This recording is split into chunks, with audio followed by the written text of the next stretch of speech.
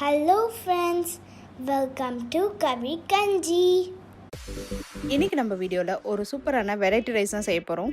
Just 5 மினிட்ஸில் இதை prepare பண்ணிடலாம். டேஸ்ட்டில் பார்த்தீங்கன்னா ரொம்பவே நல்லாயிருக்கும். கண்டிப்பாக இதை நீங்கள் ட்ரை பண்ணுங்கள். உங்கள் வீட்டில் கண்டிப்பாக ஹிட் ஆகும். ஸோ வாங்க இப்போது கார்லிக் ரைஸ் எப்படி செய்கிறதுன்னு பார்த்துடலாம். நம்ம சேனலை இது வரைக்கும் சப்ஸ்கிரைப் பண்ணாதவங்க சப்ஸ்கிரைப் பண்ணிக்கோங்க. அப்போ தான் நான் அப்லோட் பண்ணுற வீடியோஸை உங்களால் மிஸ் பண்ணாமல் பார்க்க முடியும். இப்போ ஒரு பேனில் 1 ஸ்பூன் அளவுக்கு நல்லெண்ணெய் சேர்த்துக்கலாம். இந்த ரைஸ் வந்து நல்லெண்ணெயில் செஞ்சாதான் ரொம்ப நல்லா இருக்கும். 3 வரமிளகா,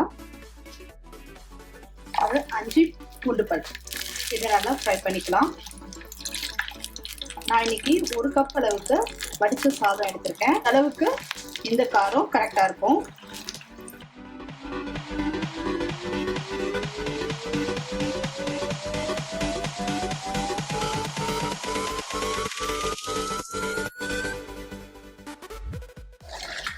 இப்போ நல்லா வதங்கிடுச்சு. நம்ம ஒரு பிளேட்க்கு ட்ரான்ஸ்ஃபர் பண்ணிடலாம். ஒரு 2 ஸ்பூன் அளவுக்கு தேங்காய் துருவல் எடுத்திருக்கேன். அதையும் லைட்டாக ஃப்ரை பண்ணிக்கலாம். ரொம்ப நேரம் வதங்கணும்னு அவசியம் இல்லை. ஜஸ்ட் ஒரு 30 செகண்ட்ஸ் வதங்கினா போதும்.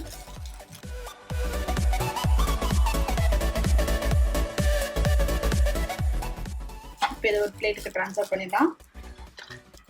இப்போ நம்ம வறுத்த மிளகாய், பூண்டு, இந்த தேங்காய் துருவல் எல்லாத்தையும் பல்ஸ் மோடில் கொஞ்சம் குறைன்னு அரைச்சி எடுத்துகிட்டு வந்துடலாம். இப்போ பேனில் 1 ஸ்பூன் அளவுக்கு நல்லெண்ணெய் சேர்த்துக்கலாம். இப்போ எண்ணெய் நல்லா காஞ்சிருச்சு. கடுகு, உளுத்தம்பருப்பு, ஜீரகம் 3 சேர்த்துருக்கேன்.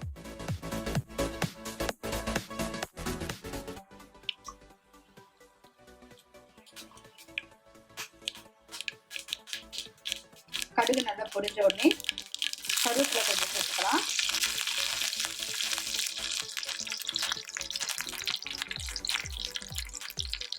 நம்ம அரைச்சி வச்சிருக்க விழுது இது கூட சேர்த்துலாம். நல்லா லோ ஃப்ளேம்லே லைட்டாக டோஸ்ட் பண்ணிக்கோங்க.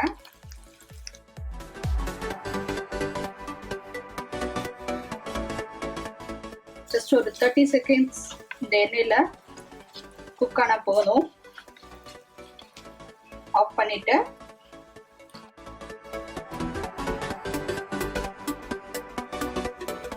தேவையான அளவு உப்பு சேர்த்துக்கோங்க. நான் ரைஸ் வடிக்கும் போதே உப்பு சேர்த்து வடிச்சிருக்கேன். ஸோ இந்த மசாலாவுக்கு மட்டும் நான் இப்போ உப்பு சேர்த்துருக்கேன். நான் இன்னைக்கு காஷ்மீரி மிளகாய் யூஸ் பண்ணேன். அதனால ஒரு 3 மிளகாய் யூஸ் பண்ணேன். உங்களுக்கு காரத்துக்கு தகுந்த மாதிரி நீங்க கூட்டவோ குறைச்சோ சேர்த்துக்கலாம். இப்போ 1 கப் வடிச்ச சாதத்தை இது கூட சேர்த்துறேன்.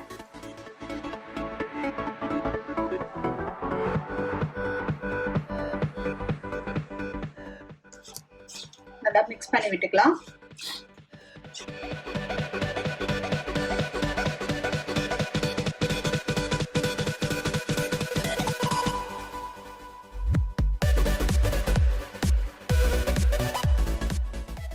இப்போ நமக்கு நல்லா ஸ்பைசியான பூண்டு சாதம் சூப்பராக ரெடி ஆயிடுச்சு.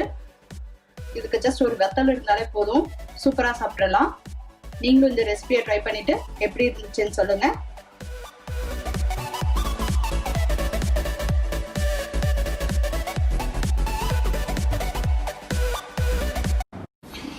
Thanks for watching this video. உங்களுக்கு இந்த வீடியோ பிடிச்சிருந்துச்சுன்னா லைக் பண்ணுங்க, ஷேர் பண்ணுங்க, கமெண்ட் பண்ணுங்க. மறக்காமல் எங்கள் சேனலை சப்ஸ்கிரைப் பண்ணுங்கள். பக்கத்தில் இருக்கிற பெல் ஐக்கானையும் ப்ரெஸ் பண்ணுங்கள்.